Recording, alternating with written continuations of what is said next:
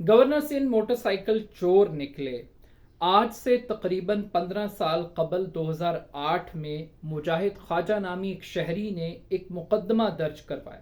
اس مقدمے کے مطابق کامران ٹسوری صاحب کو نامزد کیا گیا کہ انہوں نے موٹر سائیکل چوری کیا ہے اور ساتھ میں وہ نقدی بھی چوری کرنے میں ملوث پائے گئے۔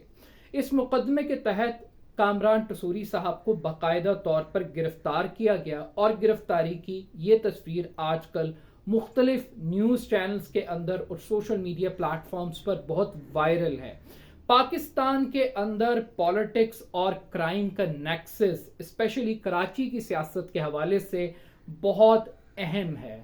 جب بھی ایم کیو ایم کا نام آتا ہے تو ہر شخص کے ذہن کے اندر بوری بند لاش، ٹارگٹ کلنگ، بھتہ خوری، China cutting, land grabbers, land mafia, یہ وہ تمام اصطلاحیں اور تعارف ہے جو ایم کیو ایم سے وابستہ افراد کے بارے میں بآسانی کہا جا سکتا ہے اور اس پر یقین بھی کیا جا سکتا ہے۔ ایکسپریس کی نیوز کی خبر کے مطابق یہی مجاہد خواجہ صاحب جب کامران ٹسوری گورنر سندھ مقرر ہوئے تو ان سے ملنے کے لیے گئے اور باقاعدہ طور پر انہوں نے معذرت طلب کی۔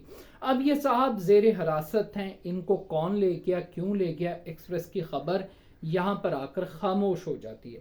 مگر یہ بڑی بدقسمتی کی بات ہے، جس صوبے کا گورنر وہ موٹر سائیکل چوری میں ملوث ہوگا تو اس صوبے کے دارالحکومت کراچی میں موبائل سنیچنگ کی وارداتیں کیسے رکیں گی، لوگوں کو دن دہاڑے لوٹنے کی وارداتیں کیسے رکیں گی، کس طریقے سے آپ سٹریٹ کرائم کو کنٹرول کریں گے کہ ایسے شہر کے اندر جہاں پر خود گورنر اس کی شہرت یہ ہو کہ وہ موٹر سائیکل چور ہے، وہ نقدی چور ہے۔ تو جب چور کو آپ چوکیدار کی کرسی پر بٹھا دیں گے تو پھر چوکیدار قومی خزانے کے ساتھ کیا کرے گا اور عوام کے ساتھ کیا کرے گا، اس کو انڈرسٹینڈ کرنا کوئی مشکل بات نہیں ہے۔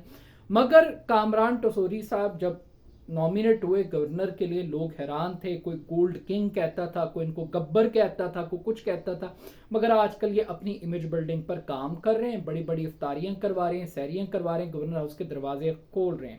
تو کیا یہ سٹوری سچی ہے؟ اور اگر یہ سچی ہے تو یہ ہماری منہ پر اور جمہوریت کے اوپر ایک بہت بڑا تماچا ہے۔ اپنا فیڈ بیک مجھے ضرور دیجیے گا۔